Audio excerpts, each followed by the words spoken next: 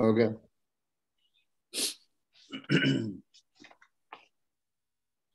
Hello. Can you hear me? Yes. Yeah. Yes. Yep. Who is you? Me or somebody else? Talking to Jack. Gary? Okay. Do about it. Yes. You're audible now. I think. We are now recording. We can start the meeting. Okay. Okay. Yeah, let's go.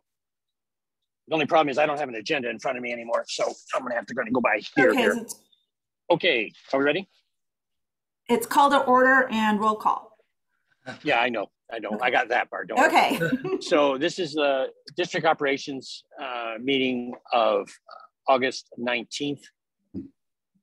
Could I get a roll call, please? Yes. Director Bragman. Here. Director Gibson. Here. Director Kohler. Here. Vice Chair Schmidt, who I see is getting on. Yes, I'm here. Thank you. Okay, and also Chair Russell. Here. Okay. I need a motion to approve the agenda. So moved. Second. Any public comment? There are none. Can I get a roll call, please? Director Bragman. Aye. Director Gibson. Aye. Director Kohler. Aye. Vice Chair Schmidt. Aye. And Chair Russell. Aye. Okay, any public comment on items not on the agenda? There are none. Okay, that sounds good. Item 1, a corrosion study. I presume that's Alex. That's the Corrosion. minutes is item 1. Oh, the minutes. I'm sorry. Can I motion to approve the minutes? So moved. Second. Roll call, please. Whatever you like. Director Bragman. Aye. Director Gibson. Aye. Director Kohler. Aye. Vice Chair Schmidt. Aye. And Chair Russell. Aye. Okay, now it's the corrosion study. Yes, good morning, directors. I'm Alex Anaya, engineer manager of the design section. This morning we are presenting this item. I have engineer Hagar Nagash along with Gary Anderson, who will be providing a PowerPoint presentation. So Hagar, go ahead and start it up. Okay. Let me share my screen. Okay. There we go. Okay, good morning, directors. I'm Hagar Nagash, assistant engineer in design. This morning, we are here to present the 2022 Corrosion Test Station Rehabilitation Program. This project is located at various sites around Marin County. This morning, we have a PowerPoint presentation that will be presented by my co-host, Gary Anderson, Superintendent of Operation. Gary? Hi, good morning, directors. Gary Anderson, Superintendent of Operations. Hagar is nice enough to be managing this project for us, but I was asked to give an overview of the corrosion control program here at the district and just give more perspective to this project, hopefully. So with that, I'll get started. So the Water District has had an active corrosion control program since 1962. And I need to acknowledge two gentlemen responsible for starting that program, Ted Harrington and Jim Farnkopf. Ted was my boss for several years. And really, they set the foundation that everything else has been built upon over the years. 60 years now. But I would be remiss if I did not acknowledge them. So that's when corrosion control at the district got started. And it's a very simple goal that we have is to eliminate corrosion as a limiting factor in the life of district facilities. And that's what drives us each and every day. I have an excellent staff of 3 technicians committed to that goal and all paddling in the same direction and getting a lot of work done for us. Corrosion control is a vital piece of the district's mission statement, and it's also part of the strategic plan that documenting and maintaining the corrosion control program has been identified as an objective for the strategic plan. Next slide, please. Just an idea on where we're at and how it's grown over the years. You can see the numbers from 1990 through what I put together for this year. You know, we're up to nearly 7,000 test stations now. Systems 2,430, and a system could be is a combination of test stations that are protecting a common piece of infrastructure. So think of systems in that regard. Miles protected, now we're up to almost 450 miles, or nearly half of all of district piping. 111 tanks, which is our welded steel, bolted steel tanks. And then 3 plants. With the elimination of our Las Colinas plant, we're down to 3 plants now. Next slide, please. Idea of our program responsibilities. Key and foremost is monitoring and maintenance. Without that, nothing else gets done. We provide support and training for district crews, and we'll get into that a little bit more, along with other staff, contractors. Design work, we're always involved in the design phase of our pipeline projects, tank projects, so that we're addressing corrosion control needs. And then from our monitoring and maintenance, we develop our capital projects. Next slide, please. The monitoring and maintenance. We have different types of systems that we monitor and maintain with different cycles that we do our testing on. And from those readings and that testing, we get into problems, which troubleshooting, then we take the troubleshooting data, and that drives repairs and corrective maintenance. And so for the project that we're talking about today, the test station rehabilitation project, the picture in the middle shows an old deteriorated 32-pound packaged anode. And that's the type of thing that we're replacing. And on the right-hand side, that group of anodes there are magnesium anodes, unpackaged, but you can get an idea what's new versus old and deteriorated. And also the slide on the very left is an I-beam. I believe that's out of Lucas Valley Tank. So when we get into talking about tanks a little bit more, that was during a recoating project at Lucas Valley Tank a few years back. Next slide, please. Support and training. As I mentioned before, we provide support and training for our district maintenance crews, mechanical, electrical workers, controls technicians. We're involved with some of their work. Inspection group, going out on new pipelines, meter repair workers. I didn't put on here, but water quality staff as well when we're working on tanks and putting them back into service following repairs or coatings. And also, PG&E, we're working very closely with PG&E, making sure that we're not influencing them or they're not influencing us in any way.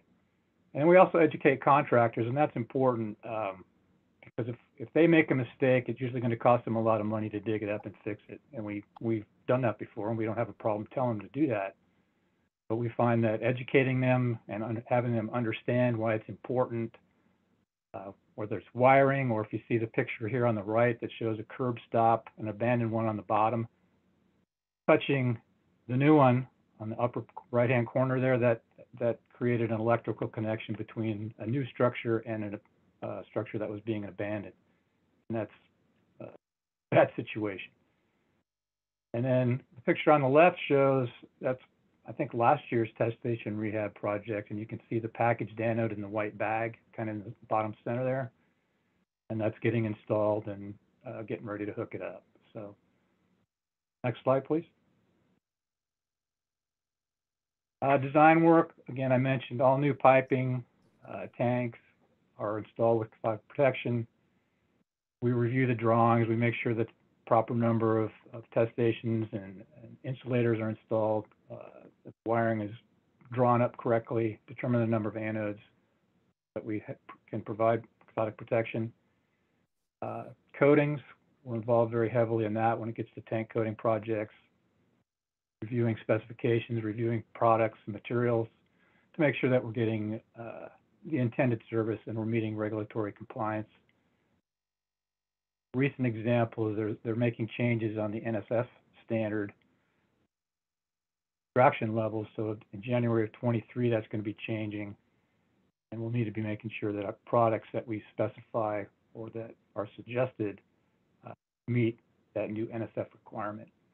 And we also get into what level did you say, Gary? What's changing on the NSF standard? It's going to be the new standard's NSF 600. And they're changing the extraction levels for benzene, ethylbenzene, and xylene. So all materials that we specify as an interior coating need to meet that new standard. So this is old NSF 60 is now 600? Correct. So do our current Okay, coatings, thanks. do our, this is Larry Bragman, Gary, do our Yes. current coatings include benzene? So there's a possibility, we don't, sometimes when we look at a data sheet, so let me go back. We specify 100% solid materials, right? But they may have small bits of solvent, and we typically can't see not on the product data sheet per se. Some things are proprietary formulations and they don't tell us exactly what's in there. But when we test the water after coating, we're making sure that there's 0 VOCs of any kind in that water. Okay. Mhm. So you're saying sometimes you'll get a product that may have some residual coating, proprietary coating that you need to kind of monitor, sounds like. Correct. Okay, Right. good. We're extremely picky, and like I said, we don't allow any VOCs in the water when that tank is put into service, right? I mean, so Good to hear. yeah, we're very, very cautious in that regard.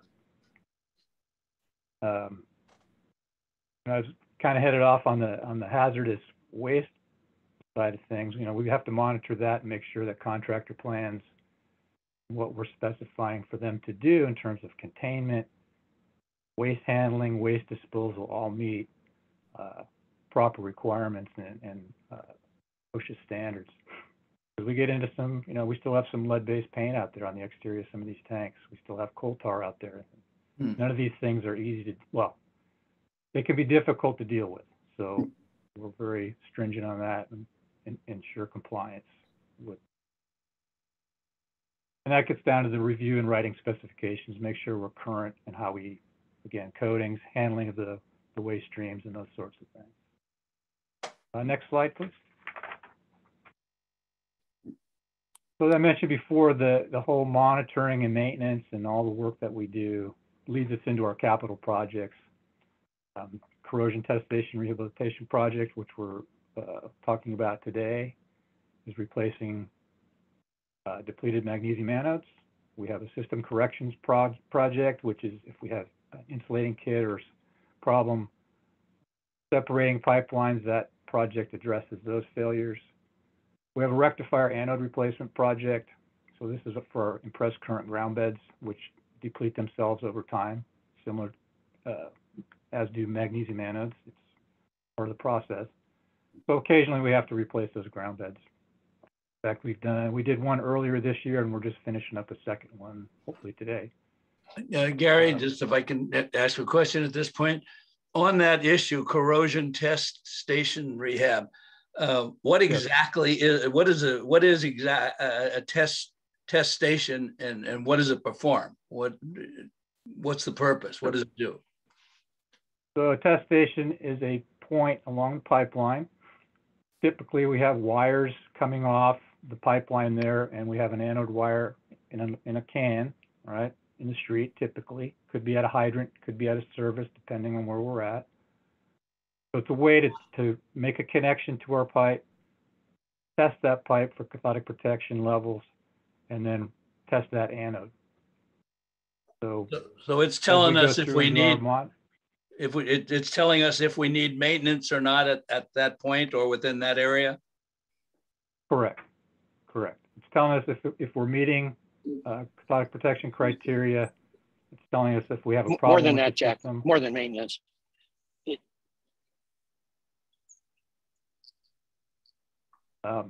More than if we have a problem on. It measures the voltage, Jack, from being emitted by the anode.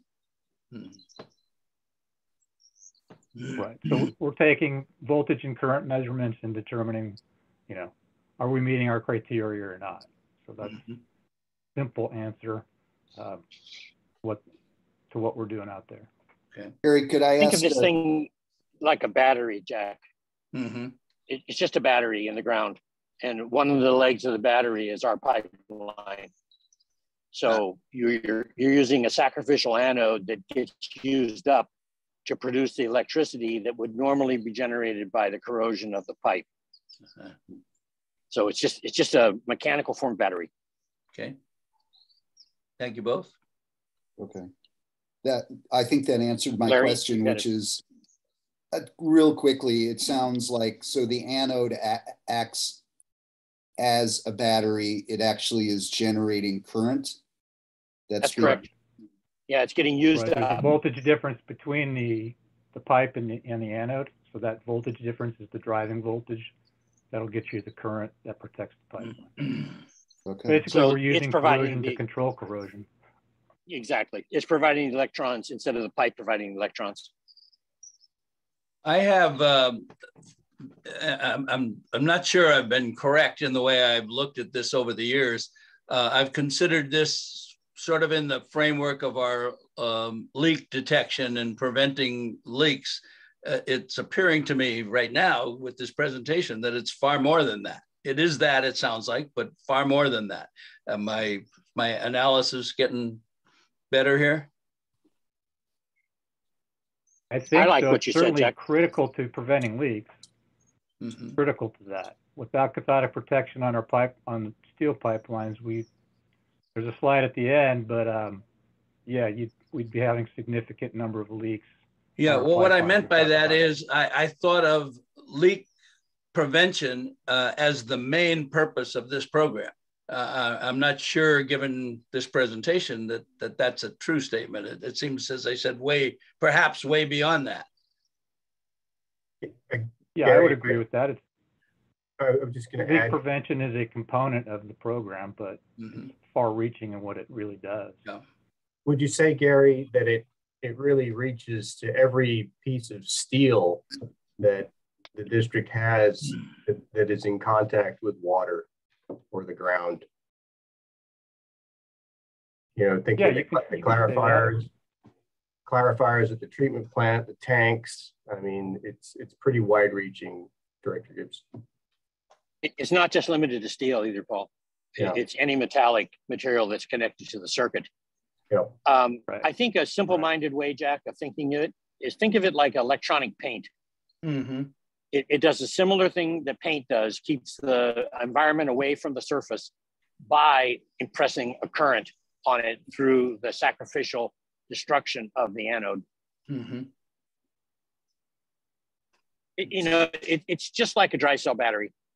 It gets worn out. You know, when it gets worn out, the anode disappears. It won't no longer produce the amperage and the current that are needed to protect the pipe. When that happens, you have to, that's what they're talking about today. They have to replace that anode. Mm-hmm.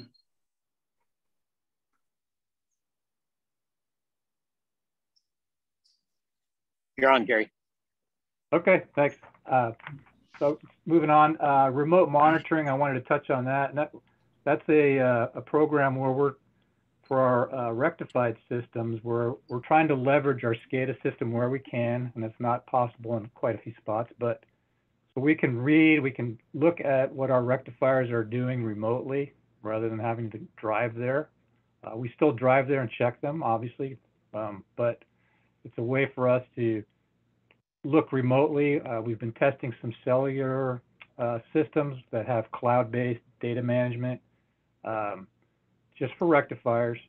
And I really want to see this program grow because I think it can be very beneficial to us. We can set alarm limits in there and know immediately if a rectifier is under voltage, under current, turns off. I mean, we can monitor a lot of different things, and we're trying to grow this remote monitoring aspect quite a bit more. I think that's great. And then lastly, tank coating, and that's not to minimize it in any way. It's a very important component of our capital work. We've got, like I said, we have 111 tanks that are out there. We've got varying degrees of coating conditions. I know we've spoken quite a bit about Smith Saddle, right? So that's kind of the extreme case. needless to say, that program needs to continue and is very important to the overall success of corrosion control. Next slide.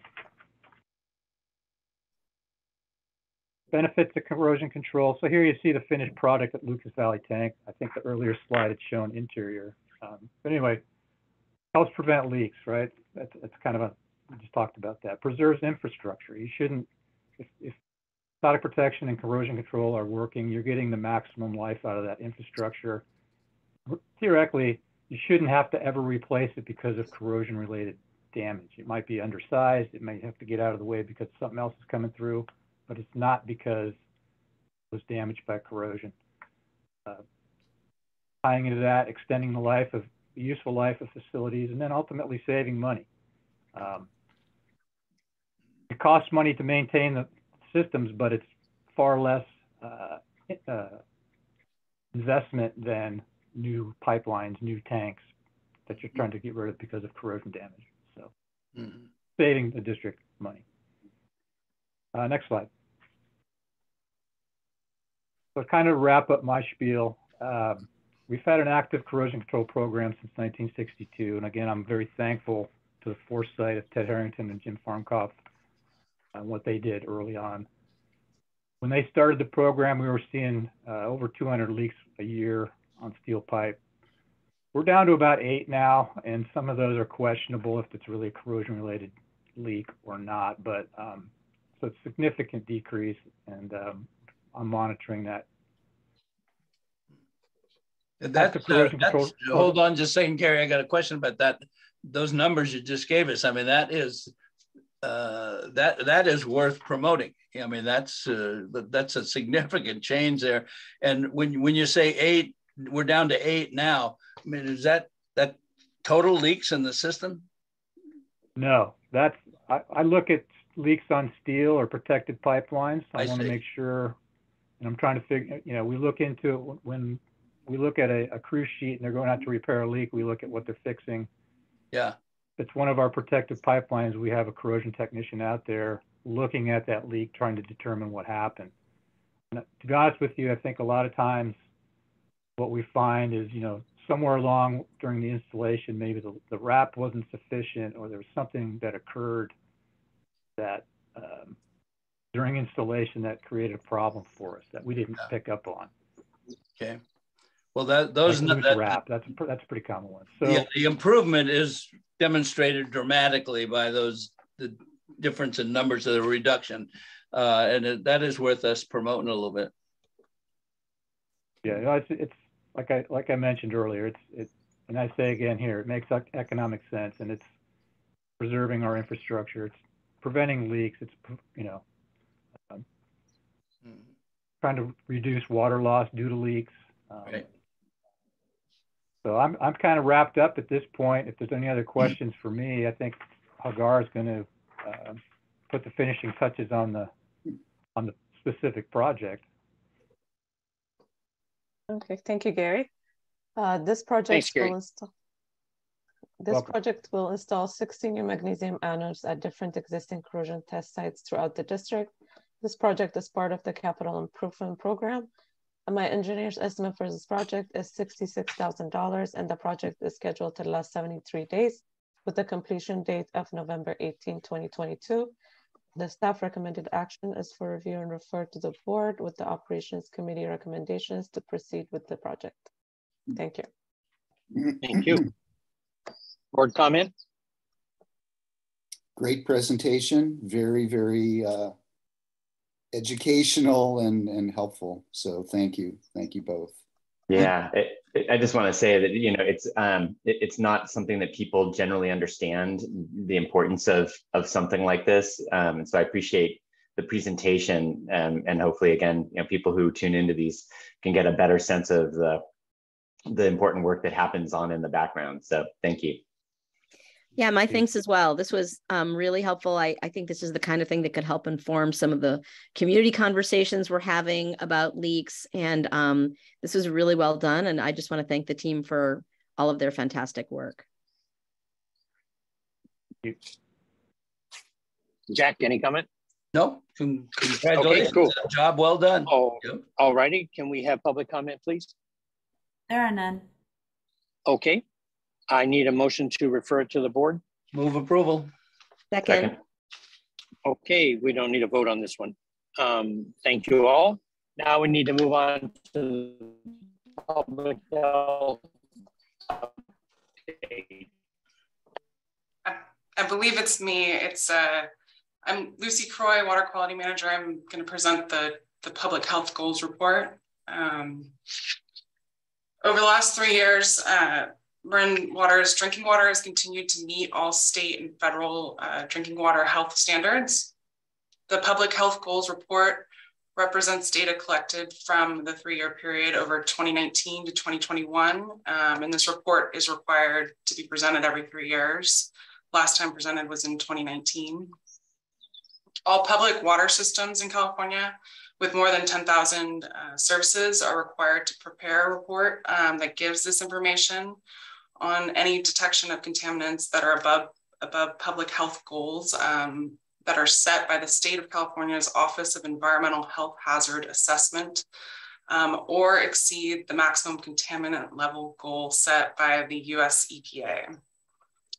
These are different than the maximum contaminant levels or MCLs, which are set the regulatory drinking water standards that are set by the US EPA. And that's really the criteria that we use for compliance and are reported in our annual water quality report sent out to customers each year. The public health goals or PHGs and also MCLGs, a lot of acronyms in this one.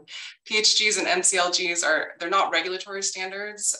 They're set at levels in which chemical contaminants in drinking water do not pose a significant risk to health. The state law does require that the state board consider to set these set drinking water standards as close to the PHG as economically and technologically feasible.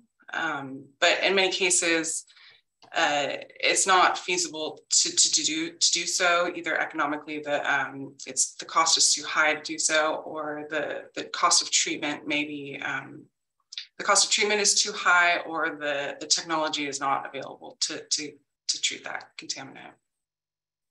For the 3-year period in review from 2019 to 2021, E. coli was the only contaminant where there was a detection level that exceeded any of the PHGs or MCLGs. And so on average, Marin Water collects 150 total coliform or E. coli samples every month. So over this 3-year period, that's about 5,500 samples over the 3-year period. And only one of these samples was positive for E. coli. The follow-up resampling was negative, indicating that the sample was likely inadvertently contaminated, likely during the sample collection or during the analysis. And there isn't actually a PHG for E. coli. It's the maximum contaminant level goal, the other side of the report for E. coli, which is actually set at 0. So exceeding it with 1 over the 3-year period does exceed this requirement for the report. The regulatory MCL was not exceeded because when the 1 exceedance was found, the follow-up resampling found that the initial positive result, there was a follow-up resampling and it was negative. So the MCL was not exceeded in that case. It was only the MCLG that was exceeded. And these are in the distribution system, yes? I'm sorry, what was that? In the distribution system. Yes. These samples are taken in the distribution system. Yes, yes.